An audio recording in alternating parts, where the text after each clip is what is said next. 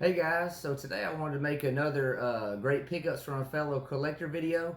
Um, I just want you guys to know how much I appreciate you very much. I'm so thankful it's the month of June now because honestly May was pretty rough for me.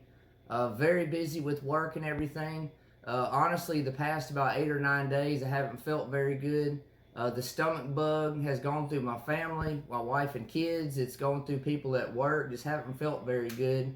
But I'm starting to feel better some, and I wanted to go ahead and make this video. So hopefully June will be a better month for me making more videos and everything, but I appreciate your understanding. I got a table full of goodies here. I did really good yesterday. I'm so thankful to be able to go again, and I look forward to going hopefully more times in the future. But anyways, guys, I'm going to bring you in. I'm going to show you what I got.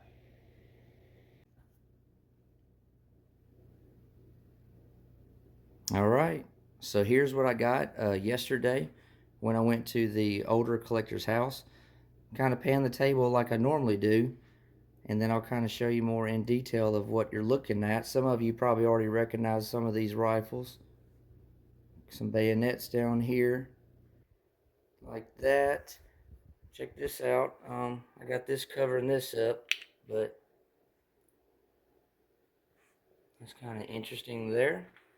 So I'm gonna kind of talk here just for a minute. So again, it had been 5 weeks since I went to this man's house. I've really been looking forward to it.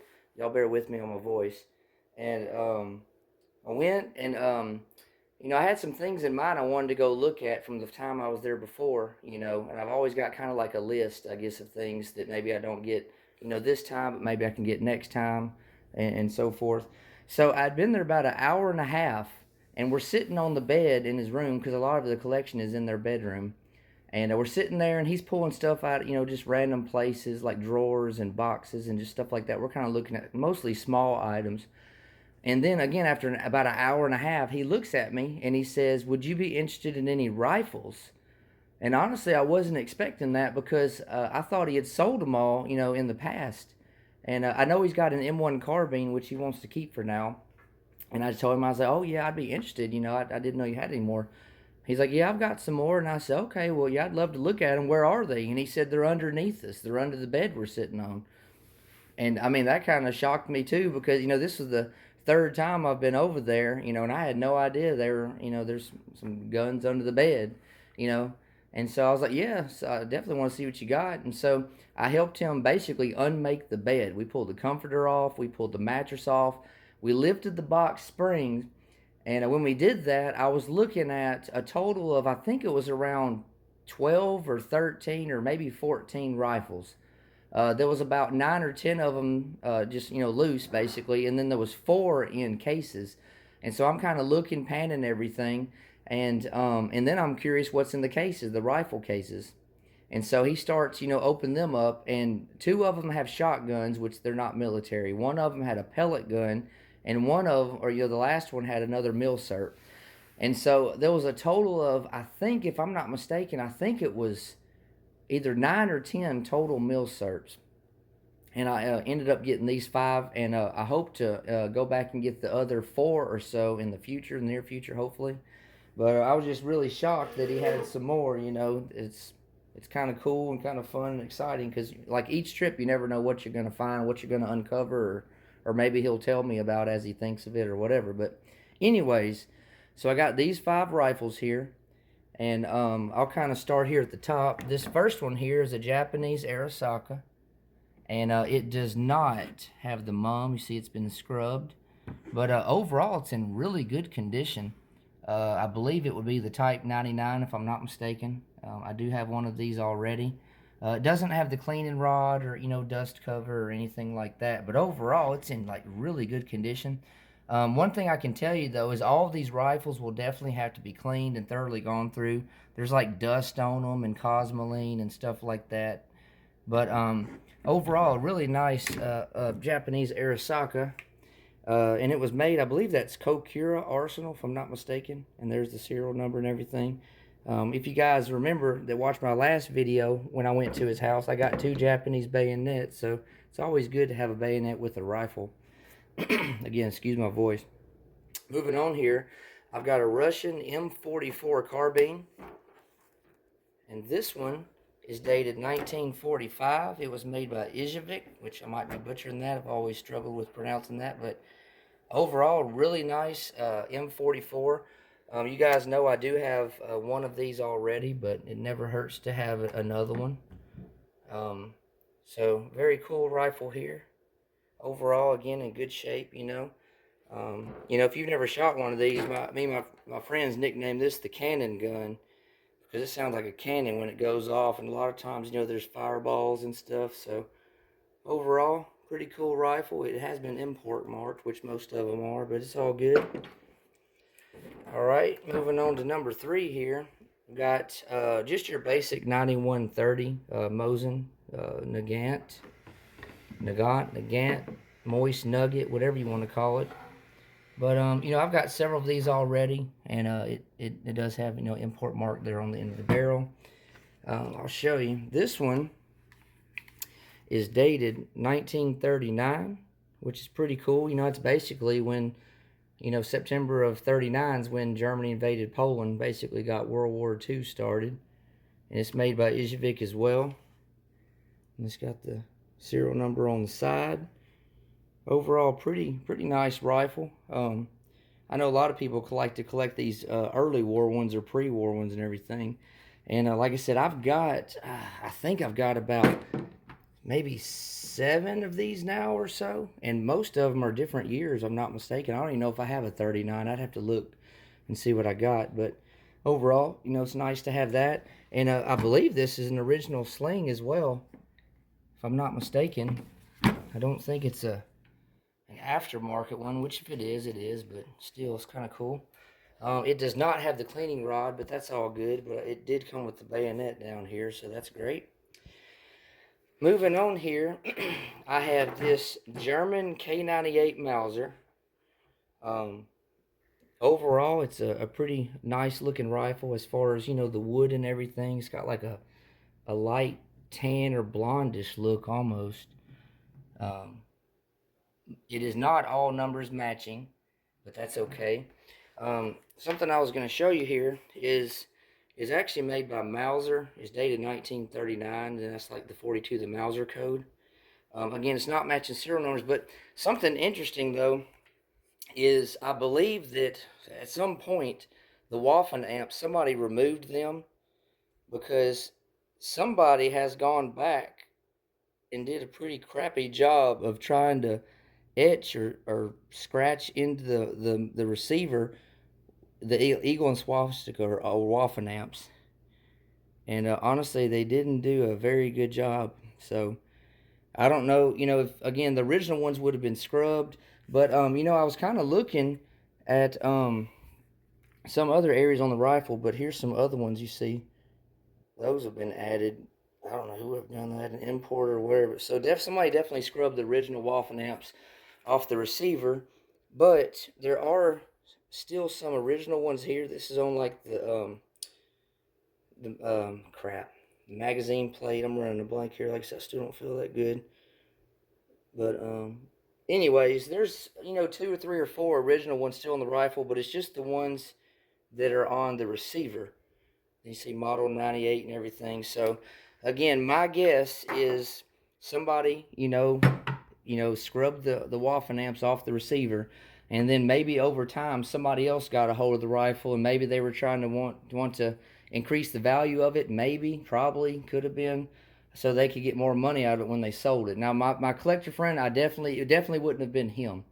And so I know stuff like that would hurt the value. But honestly, I got all these rifles for a really good price. He was happy to to see them go to a good home, and so I'm not too much worried about that. But it's just one of those things. But it does have a sling on here, and I'm not 100% sure that it is like a World War II German sling. You guys know I don't know my German stuff like I know, U.S. stuff when it comes to helmets, uniforms, medals, different things like that. But overall, though, I'm still thankful to have been able to pick this rifle up. Moving on here, I've got a model 91 Italian Carcano. It's actually a Cavalry Carcano rifle. It's got the attached folding bayonet. I've never owned one of these before. I've always thought it'd be kind of cool to get one, and so I got it. It is import marked as well, which again, a lot of times they were. This one, let me show you. It's a 6.5 cartridge. It's been electro stenciled, which again, a lot of them were. It's got Gardone VT on there, and then caliber 65, and then it's actually a 9 that's halfway gone, 41. So this rifle would have been made in 1941. It's a very short rifle, a very small rifle for sure, for certain cavalry troops, or maybe officers or people who might not have been necessarily on the front lines per se, but I mean they could have been used anywhere. We know that. So pretty cool to have something I've never owned before, because I do have an example of each of the first 4 rifles already in my collection, but it's all good. So I've got a couple German K98 bayonets here. This one, honestly, the blade is really rough. It's definitely pitted pretty bad. It looks like it may have been sharpened. Probably, it looks like it actually has been sharpened. But overall, though, it's still pretty cool. It does have a scabbard with it, and it is not matching, which, I know that hurts the value, just like the condition of the blade, but it's okay. I'm still thankful to have them. I got another German K98 Mauser bayonet here. This one has the wooden handle, whereas the first one's got like the Bakelite. This one does have a scabbard as well, but it is not matching. You see they don't match there. But it does have a frog. It appears to be in pretty good condition. It's always cool when they have all the other little random things to make them considered complete. And so, again, a couple more K98 bayonets for the collection, and then the Mosin 9130 long bayonet there as well. Moving on here, I've got a World War II USMC poncho. Overall, it's in really good condition. It's actually dated. Let me see if I can find it. It's dated, I know it's June 13th of 1944. Here we go. June 13th, 1944. Overall, it's, like I said, it's in pretty good condition. I mean, it's got a little staining and stuff here and there, but pretty cool to have a Marine Corps item there. Most of you guys know I don't collect as much Marine Corps stuff. I do want to kind of get into certain things. Like I loved, an original Marine Corps helmet with liner and cover, and just certain items USMC I'd like to have. But overall, though, that's a pretty cool poncho. Now, moving on here, I'm going to show you this right here. This is a German, obviously, PT, physical training tank top. Sorry, I'm running a blank. My mind's foggy. It's got the eagle and swastika there on the front, if you see that. It's got heavy staining on it, so it's definitely been worn a lot. It's definitely old. It wasn't made yesterday. It's got some staining on there, which I doubt it's blood. Everybody always wants to assume they see blood when they see something like that. But interesting item here as well.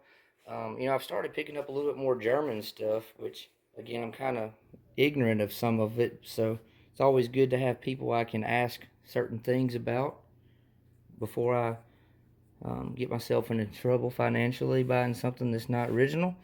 But anyways, again, pretty cool item, I guess, if you collect those kind of things. But I'm just kind of expanding and making my collection more of a variety, which, sometimes I'll buy stuff and maybe have it for a little while and just want to trade or for something else or sell something to free up room in my collection, because a lot of you guys have commented and said, hey man, how do you have room for all this stuff? And honestly, sometimes I have to sell stuff. I never thought I would ever sell things, years ago when I first got into collecting, but I mean, it's just at that point.